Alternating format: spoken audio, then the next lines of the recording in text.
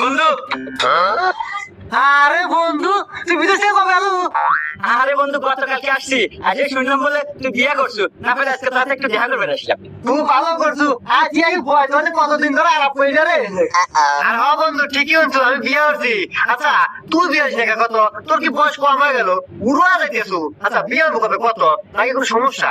না রে দোস্ত, সমস্যা কিছুই না, আমার এই মনে কষ্ট আছে। শোন, আমি বিদেশ যাওয়ার আগে একটা মেয়ের সাথে আমার সম্পর্ক ছিল, তার সাথে আমার সবকিছু হয়ে গেছে। তারপরে ওই মেয়েটা আমাকে আলু আলু বুঝে বিদেশ পাঠাইলো। বিদেশ যায়া কামাই কাজে করছি আর অদ দিছি। ও একবারে সবকিছু আমার টাকা পয়সা খায়া দোস্ত আর এক ছেলে বিয়ে হয়ে নিয়ে ঘর সংসার করতেছে।